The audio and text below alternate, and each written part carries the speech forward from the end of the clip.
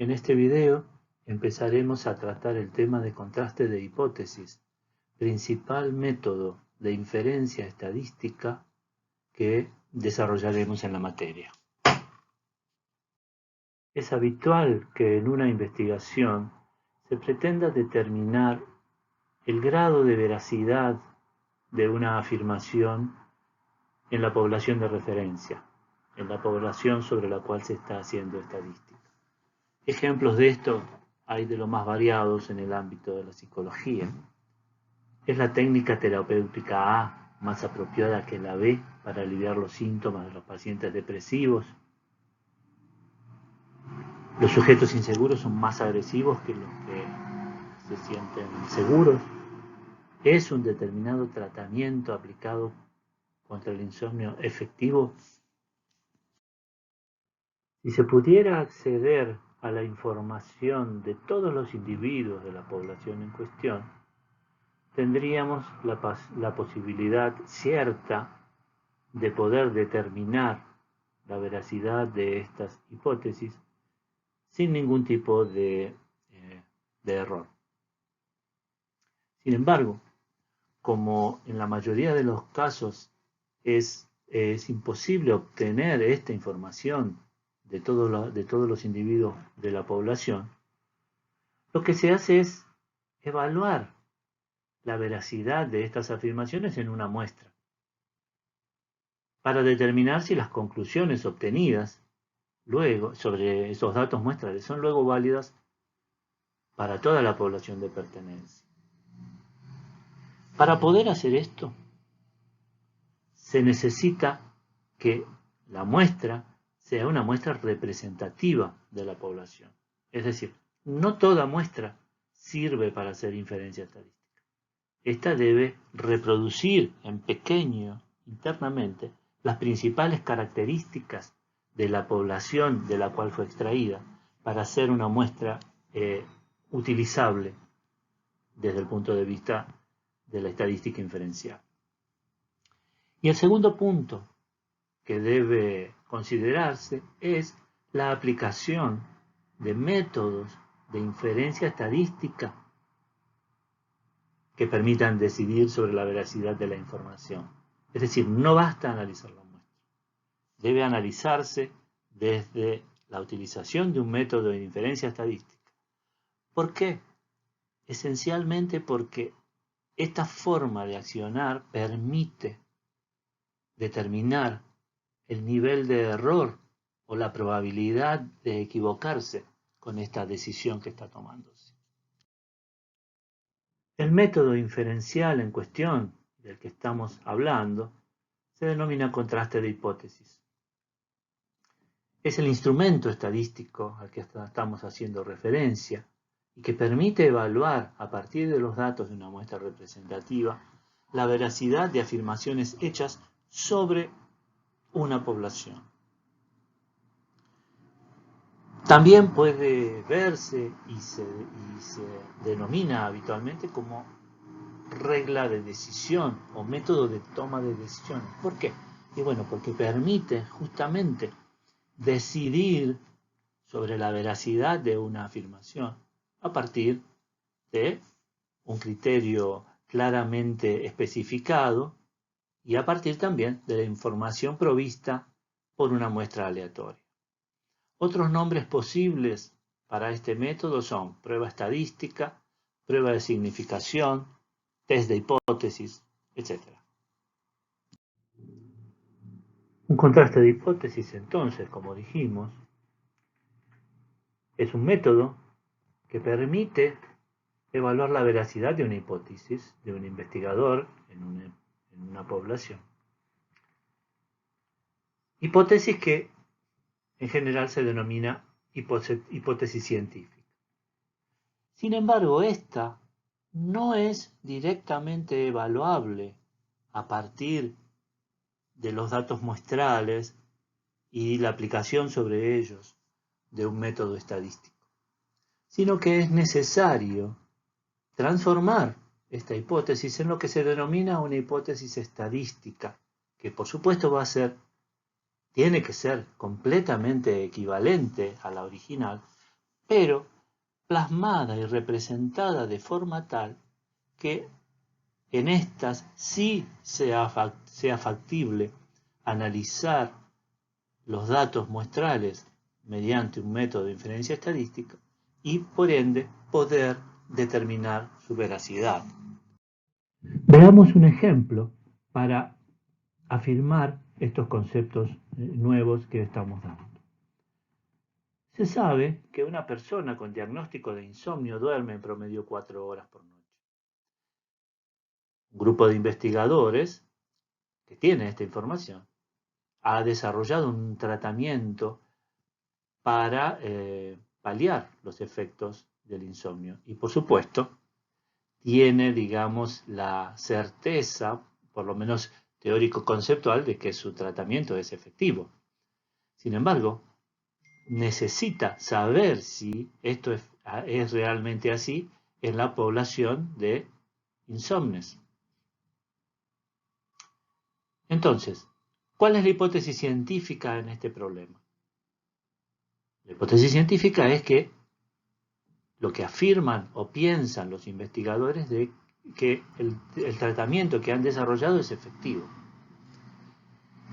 Es interesante observar en este punto que esta hipótesis científica, que puede ser verdadera o falsa en la población de insomnes, tiene o define una hipótesis complementaria, que es, en este caso, que el tratamiento no es efectivo. Cuando hablamos de hipótesis complementaria, lo hacemos en términos de lo que es la veracidad de esta hipótesis científica de los investigadores, en cuanto a que si una de ellas es verdadera en la población, necesariamente la otra tiene que ser falsa. Este es un punto que remarcamos especialmente porque tiene gran importancia luego en lo que es el desarrollo técnico de los contrastes. Para poder transformar una hipótesis científica en una hipótesis estadística a la cual se pueda evaluar a partir de la utilización de métodos de estadística inferencial, es necesario determinar o definir la variable que mide aquella característica a la que la hipótesis científica está haciendo referencia, para, de esa forma, poder expresar dicha hipótesis en términos de alguno de los parámetros de la variable en cuestión. En nuestro ejemplo, parece bastante razonable definir la variable en cuestión como la cantidad de horas que un individuo cualquiera de la población duerme por noche. Y pensar que esta variable, que por supuesto esta definición, tiene una media mu, que es igual al promedio poblacional de horas dormidas por los insomnes. El tratamiento efectivo, la hipótesis de que el tratamiento es efectivo, puede expresarse entonces en términos del promedio poblacional de horas dormidas de la siguiente forma. Si el tratamiento es efectivo, mu deberá ser mayor que 4 horas. Y la hipótesis complementaria a la de los investigadores puede expresarse en términos de mu también, en cuanto a que el valor poblacional sea menor o igual a 4 horas. La teoría de los contrastes de hipótesis, entonces, hace referencia siempre, por supuesto, a dos hipótesis, y las denomina hipótesis nula o H0 e hipótesis alternativa o H sub 1. Entonces, en nuestro ejemplo, las hipótesis científicas que dieron origen al problema a analizar pueden expresarse en términos de hipótesis estadísticas, como puede verse en la placa. Tenemos entonces dos hipótesis que contrastar, que genéricamente llamamos H0 o hipótesis nula y H1 o hipótesis alternativa. En la teoría de los contrastes de hipótesis, siempre la decisión tomada a partir de los datos muestrales va a estar referenciada a H0. ¿Qué queremos decir con esto? Que cuando los datos de la muestra nos hagan decidir que H0 no es verdadera, hablaremos de rechazar H0. Y cuando los datos nos hagan decidir que H0 es verdadera, hablaremos entonces de aceptar H0 o no rechazar H0. La particular característica que tienen los contrastes de hipótesis, que es decidir sobre la veracidad de una hipótesis o afirmación a nivel de población, a partir de la información que provee una muestra, hace que sea posible que la decisión tomada usando el contraste de hipótesis pueda ser errónea. Y esto es independiente de cuán buena y cuán representativa sea la muestra, sino que depende solamente de esta particularidad que es decidir sobre el todo, léase la población, a partir de la información de una parte. Entiéndase por esto, una muestra representativa de la población.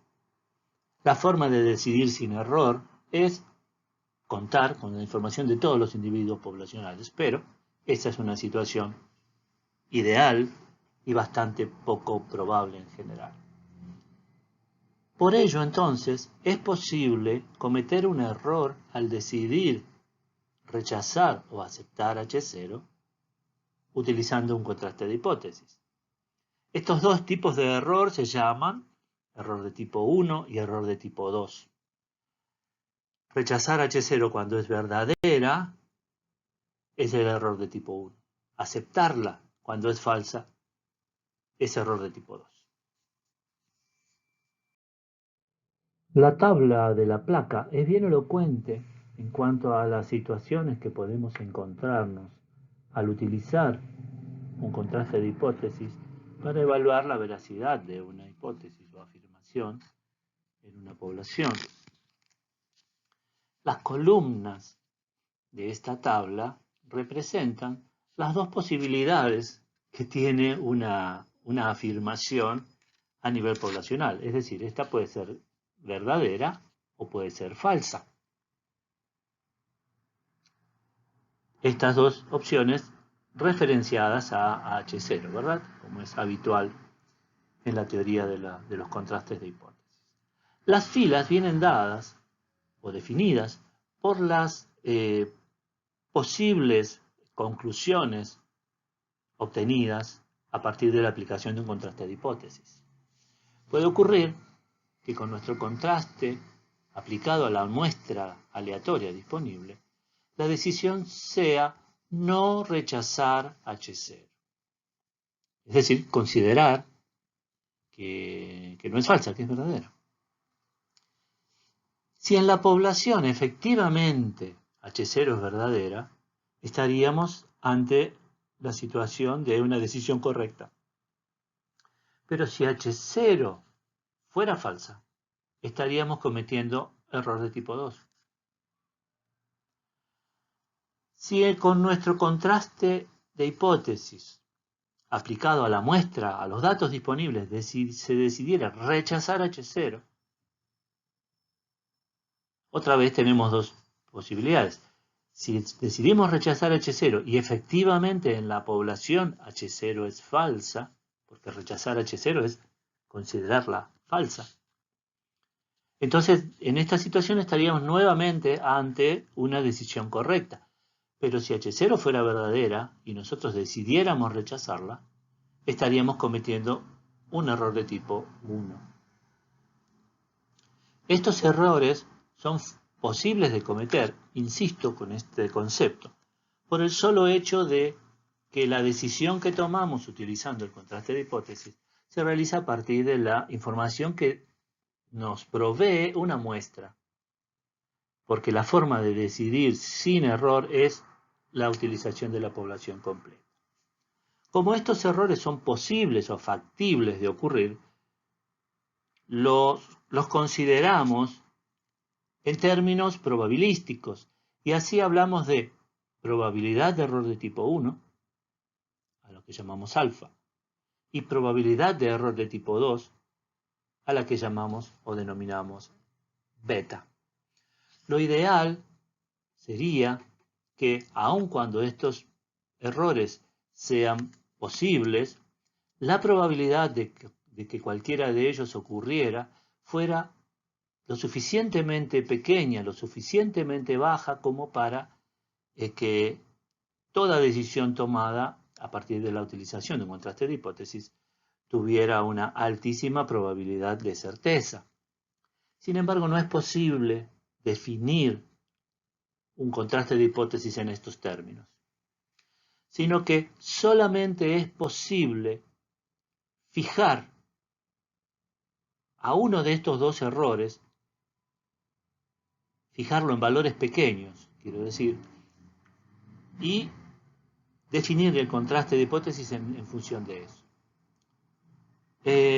Por convención se decide fijar o controlar a la probabilidad de error de tipo 1, a alfa. Y en general los valores que se usan habitualmente son 0,05 o 0,01, es decir, que consideramos o que vamos a trabajar con un contraste de hipótesis y vamos a aceptar tener, a lo sumo, una probabilidad de rechazar H0 cuando es verdadera, del orden del 5%, si es que fijamos a alfa en 0,05, o del 1%, si es que fijamos a alfa en 0,01. Alfa, por ser el error controlado, por ser la probabilidad de error fijada por el investigador, recibe también el nombre de nivel de significación del contraste de hipótesis. En cuanto a beta, probabilidad de error de tipo 2, no es posible controlarla a priori. Y depende del tamaño de la muestra, es decir, de la cantidad de datos que compongan la muestra en cuestión. Pero su valor a priori no puede ser fijado y, en valores pequeños. Esta incertidumbre hace necesario que, para definir contrastes de hipótesis que puedan controlar estos errores, sea necesario basarlos en una serie de supuestos, la mayoría de ellos probabilísticos. Estos son un conjunto de afirmaciones que se toman como válidas y que hacen referencia, en general, a la variable que se está midiendo, a parámetros de esta y también cuestiones vinculadas a la selección de la muestra, como veremos en un ejemplo en un minuto más. Estos supuestos conforman las condiciones teóricas necesarias para el desarrollo de los contrastes de hipótesis. Veamos, en nuestro ejemplo de los investigadores que desarrollaron un tratamiento para paliar el insomnio, recordarán que definimos la variable X como cantidad de horas dormidas luego de aplicado el tratamiento, es decir, para aquellos individuos, para aquella población de individuos tratados, sería. Es que esa es una variable definida en toda la población y por ende toma valores, por lo menos idealmente, en todos los individuos de esta población. Y por ende también tiene una distribución en dicha población. Una distribución desconocida.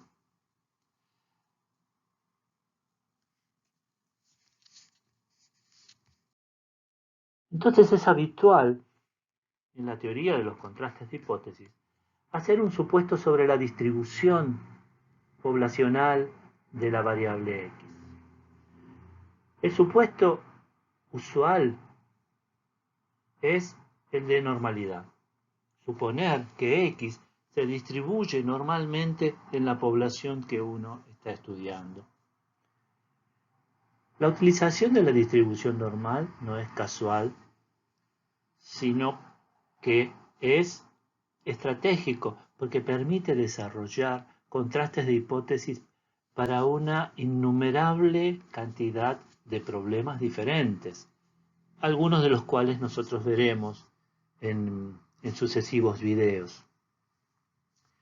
Y efectivamente, cuando X es normal, aparecen una serie de propiedades que permiten desarrollar métodos muy efectivos. Por eso es tan importante este supuesto. Uno podría preguntarse también, bueno, pero si la variable es normal, ¿no puedo hacer pruebas de hipótesis? Bueno, sí, se puede. Hay condiciones en las cuales uno puede desarrollar métodos de contrastes de hipótesis para variables que no son normales. O aplicar métodos que son desarrollados para variables con distribución normal a variables que no lo son, a través del teorema central del límite, por ejemplo. Otra cosa que uno podría preguntarse es lo siguiente, bueno, pero si ese supuesto es falso, ¿qué pasa? ¿O cómo sé yo que está bien suponer normalidad? A priori no lo sabemos. Sin embargo, la estadística brinda herramientas para analizar si los supuestos que se están aplicando son válidos en la muestra que uno tiene. En esta materia nosotros no vamos a ahondar en estos detalles y vamos a pensar que nuestra variable tiene distribución normal, para que podamos así entender el desarrollo de los distintos contrastes de hipótesis que es de interés que podamos analizar en el transcurso de nuestra materia. Otro supuesto importantísimo es el supuesto basado en la muestra. La muestra tiene que ser aleatoria. ¿Qué significa eso? Que los individuos seleccionados para la muestra han sido seleccionados en forma al azar.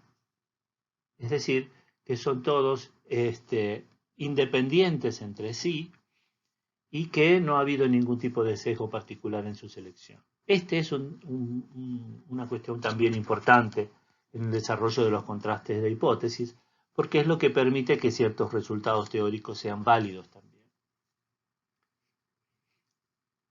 Cuando uno supone o tiene en consideración estos dos supuestos, y volviendo al problema que teníamos, mu no es solo el promedio poblacional de horas dormidas, como definimos en su momento, sino que además, al ser la media de X, es la media, es el mu de una distribución normal. Y esto, al tener nosotros las hipótesis expresadas en términos de mu, hace que estemos enmarcados en uno de los tipos de contrastes de hipótesis que se denomina contraste de hipótesis para la media de una distribución normal. Veremos en otro video que este contraste de hipótesis se resuelve de dos formas diferentes, con lo cual va a ser necesario considerar un supuesto adicional.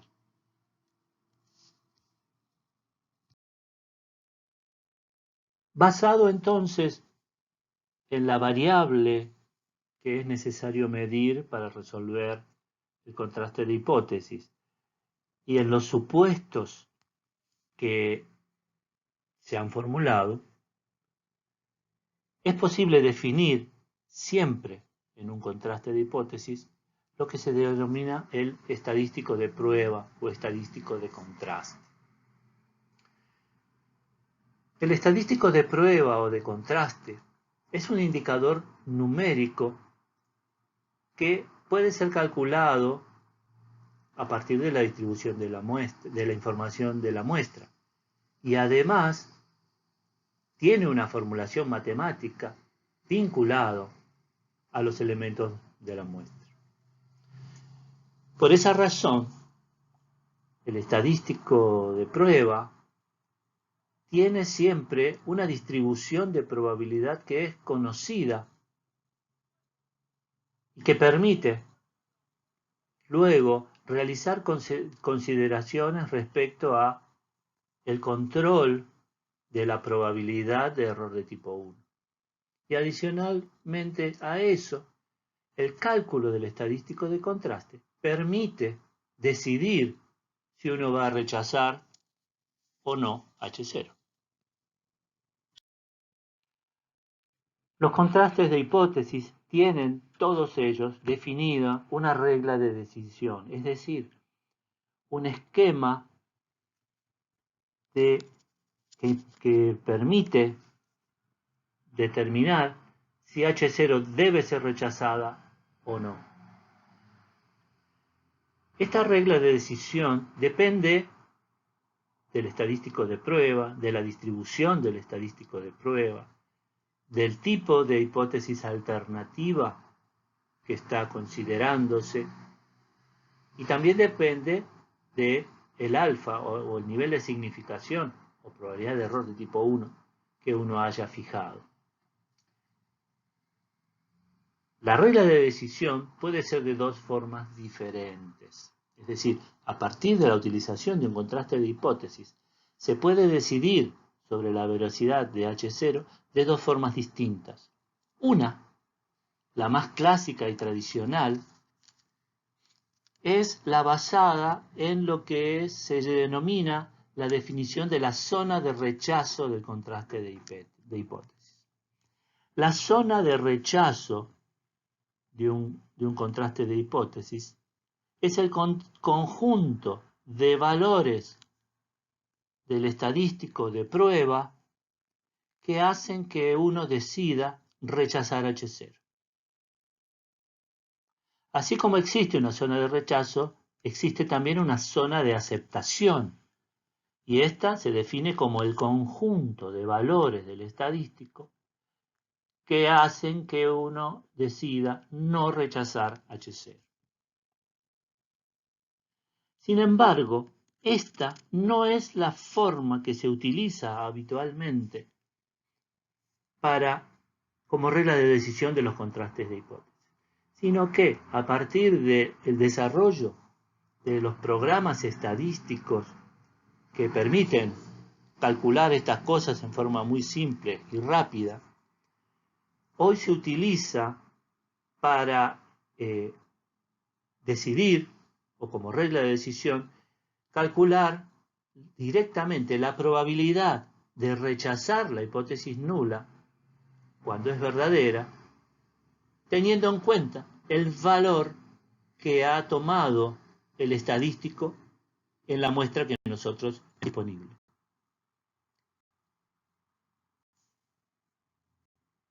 Esta probabilidad se llama valor P o p-value. La regla de decisión basada en el cálculo del valor P consiste en la comparación de esta probabilidad con el nivel de alfa que el investigador haya fijado a priori. Y entonces, si el valor de P, si la probabilidad que llamamos valor P es menor que el alfa fijado por el investigador, entonces la decisión es rechazar H0. Si por el contrario el valor de P es mayor que alfa, la decisión es no rechazar la hipótesis nula. Sea cual fuere el criterio que se utilice, la regla de decisión que se utilice, cuando la decisión es no rechazar la hipótesis nula, se dice que no hay evidencia suficiente en la muestra como para hacerlo. Recuerden ustedes que esta decisión puede ser equivocada por las razones que dimos anteriormente. Si esta decisión es errónea, podríamos estar de cometer error, estaríamos cometiendo error de tipo 2. Cuando la decisión es rechazar, decimos que hay evidencia suficiente en los datos para rechazar H0. Si esta decisión fuera errónea, se estaría cometiendo error de tipo 1. En los videos siguientes iremos desarrollando las distintas pruebas de hipótesis para los casos que consideramos que deben ustedes ver en esta materia.